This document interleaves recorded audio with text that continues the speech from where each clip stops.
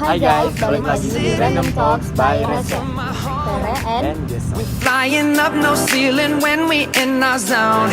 I got that sunshine in my pocket, got that good soul in my feet.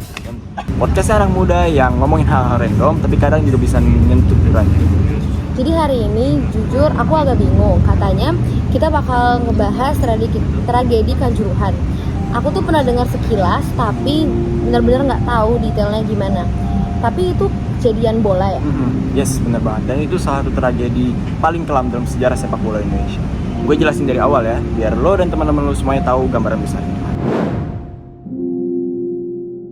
Jadi ini tuh tragedi bola ya di stadion gitu? Iya, betul banget. Tragedi itu terjadi pada tanggal 1 Oktober 2022 di Stadion Kanjuruhan, Malang, lebih tepatnya. Malam itu ada pertandingan Arema FC lawan Persebaya Surabaya, dua tim rival berat. Arema itu dari Malang kan, terus mereka kalah. Betul. Skornya itu 2-3 untuk Persebaya. Dan Arema itu kalah di kandang sendiri, yang katanya itu jarang banget terjadi. Nah, ribuan supporter itu kecewa berat dan mulai masuk di lapangan. Jadinya kalah dong. Betul. Aparat tuh keamanan tuh berusaha untuk membubarkan massa dengan menembakkan gas air mata gitu. Masalahnya, itu ditembakkan ke arah tribun yang masih penuh penonton. Gas air mata di dalam stadion penuh orang, itu bukannya bahaya banget ya? Nah, itu dia, dan parahnya lagi, FIFA itu udah ngelarang sebenarnya penggunaan gas air mata di stadion-stadion gitu. Tapi nyatanya tetap digunakan. Orang-orang tuh panik dan berlarian, dan alhasil pintu keluar itu juga banyak yang nggak terbuka sebenarnya. Akhirnya banyak yang terinjak-injak, sesak nafas, dan bahkan meninggal dunia. Gila sih. Terus korbannya? Korbannya itu banyak banget, dan lebih tepatnya itu 135 orang meninggal, dan lebih dari 500 orang tuh luka-luka. Ada anak kecil juga yang jadi korban. Ini beneran bukan sekedar kerusuhan sih, tapi masalah kemanusiaan juga bisa.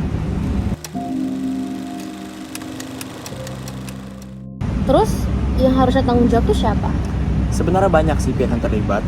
Yang pertama itu supporter, karena berapa masuk ke lapangan tapi ya, walaupun nggak semuanya rusuh. Yang kedua itu adalah aparat keamanan sendiri yang menembakkan gas air mata itu. Yang ketiga itu panitia penyelenggara, karena yang gagal buka pintu dan mempunyai jalur evakuasi yang jelas. Yang keempat itu adalah PSSI dan pengelola stadion yang lalai dalam perencanaan keamanan. Terus kejadian kayak gitu kenapa bisa terjadi sih? Sebenarnya banyak banget faktornya sih, tapi yang terutama itu karena sistem pengamanan yang berantakan banget, gak ada jalur evakuasi yang layak, udah gitu gak ada koordinasi yang jelas, dan minim kontrol emosi dari semua pihak juga.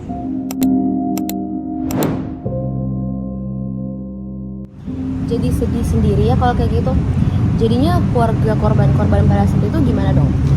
Ya, banyak dari mereka yang sebenarnya dalam tanda kutip masih menuntut adilan gini.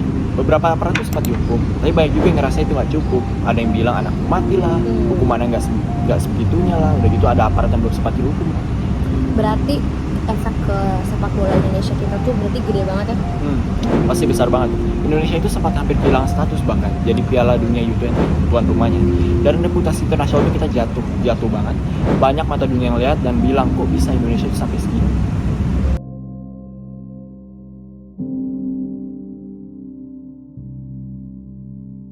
Terus kita sebagai anak muda bisa ngapain sih? Kan nggak mungkin kita cuma bilang turut berduka kan? Exactly. Ada beberapa hal yang bisa kita lakuin. Mulai dari edukasi diri, tahu fakta dan bukan hoax, speak up kalau tidak adilan. Udah gitu dorong reformasi sistem stadion keamanan, dukung keluarga korban itu secara moral dan secara publik juga. Dan yang paling penting, jadilah penonton yang bijak di konser, bola ataupun keramaian. Dan buat semua pihak harus ada perbaikan total. Nggak cukup cuma bilang kami belajar dari kejadian ini.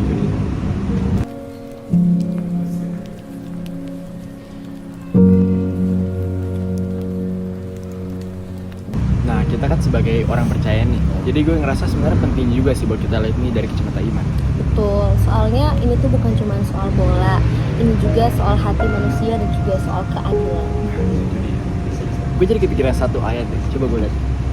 Nah, ini dia, di Mika 6 ayat 8, berlakulah adil, cintailah kasih setia, dan hiduplah dengan rendah hati di hadapan Tuhan. Iya. Terus ada juga dari Matius 5 ayat 9, berbahagialah orang yang membawa damai karena mereka akan disebut anak-anak Allah. Yes. Artinya kita ini dipanggil bukan buat nyalain doang, tapi kita ini buat jadi damai, peduli, bahkan jadi suara buat yang kehilangan.